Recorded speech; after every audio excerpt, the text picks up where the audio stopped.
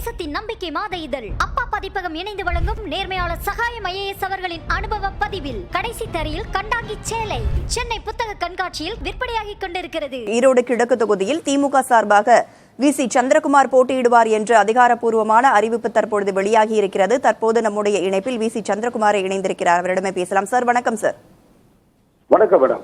திமுக கொள்கை பரப்பு இணை செயலாளராக இருக்கும் உங்களை ஈரோடு கிழக்கு தொகுதியில் வேட்பாளராக இடைத்தேர்தலில் வேட்பாளராக அறிவித்திருக்கிறார் முதலமைச்சர் மு க ஸ்டாலின். முதல்ல உங்களுடைய கருத்தை நீங்க பதிவு பண்ணலாம்.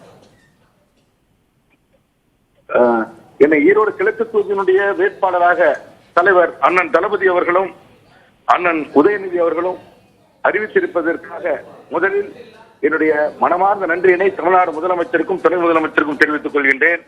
அதே போல இந்த தேர்தலை பொறுத்தவரையிலும் திராவிட முன்னேற்ற கழகத்தினுடைய சாதனைகளுக்கும் அண்ணன் தளபதி அவர்கள் இந்த 4 ஆண்டு காலம் செய்திருக்கின்ற பல்வேறு மக்கள் நல திட்டங்களுக்கும் கிடைக்கக்கூடிய மிகப்பெரிய வெற்றியாக இந்த தேர்தலுடைய வெற்றி இருக்க போகிறது. அந்த வெற்றி தான் இந்த தேர்தலுடைய கதாநாயகனாக இருக்க போகிறது. அந்த வெற்றிக்கு என்னை ஒரு துரும்பாக அண்ணன் அவர்கள் என்னை பயன்படுத்தியிருக்கிறார்.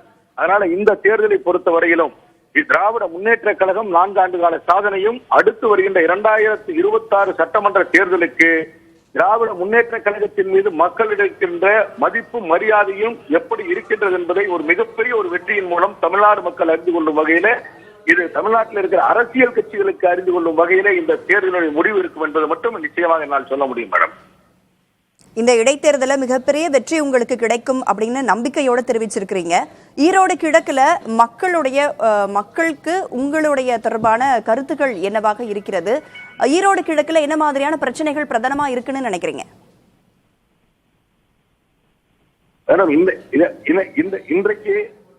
இன்றைக்கு திராவிட அண்ணன் தளபதி அவருடைய ஆட்சி தமிழ்நாட்டிலே அமைந்த பிறகு ஈரோட்டிற்கான வளர்ச்சி திட்டங்களை எங்களுடைய மாவட்டத்தினுடைய அமைச்சர் அருமை அண்ணன் முத்துசாமி அவர்கள் மிக சிறப்பாக முன்னெடுத்து சென்று கொண்டிருக்கிறார்.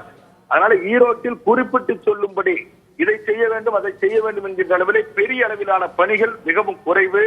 தொடர்ந்து அவர் மக்களை சந்தித்துக் கொண்டு எங்களுடைய அமைச்சர் அண்ணன் தளபதி அவர்களை சந்தித்து ஈரோட்டிற்கு தேவையான பல்வேறு திட்டங்களை தொடர்ந்து அவர் பெற்றுக் கொண்டிருக்கிறார். கிட்டத்தட்ட தலைவர் தமிழ்நாட்டுடைய முதலமைச்சர் அவர்கள் கிட்டத்தட்ட ஒரு 3-4 முறை ஈரோட்டிற்கு வந்து ஈரோட்டிற்கு தேவையானதெல்லாம் செய்து கொண்டிருக்கிறார்.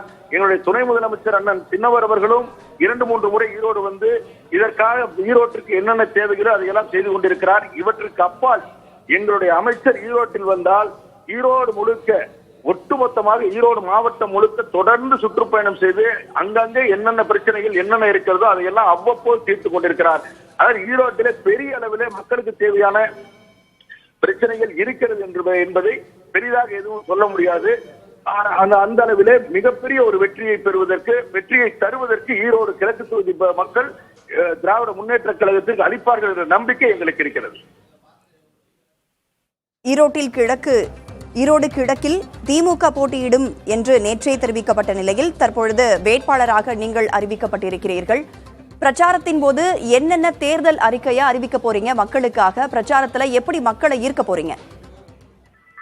மேடம் இன்னும் நான் வேட்பாளராக அறிவித்து இன்னும் எங்களுடைய கழகத்தினுடைய தலைவரும் தமிழ்நாடு முதலமைச்சர் அண்ணன் தளபதி அவர்களையும் எங்களுடைய சின்னவரன் உதயநிதி அவர்கள் இன்னும் நேரில் சந்திக்கவில்லை. அவர்களை சந்தித்த பிறகு ஈரோட்டிலே எப்படிப்பட்ட தேர்தல் வியூகங்களை வகுக்க வேண்டும், ஈரோட்டிலே என்னென்ன எப்படி எல்லாம் தேர்தல் பிரச்சாரங்கள் யுக்திகளை எல்லாம் செய்ய வேண்டும் என்பதையெல்லாம் அவர்கள் எனக்கு அறிவுறுத்துவார்கள். அதன் பிறகு அவர்களுடைய அறிவுறுத்தலின் பேரிலே என்னுடைய தேர்தல் பணி இருக்கும் என்பதை தெரிவித்துக் கொள்கிறேன். நன்றி மேடம். நன்றி சார். இணைப்பில் வந்து உங்களுடைய கருத்துக்களை பகிர்ந்தமைக்கு.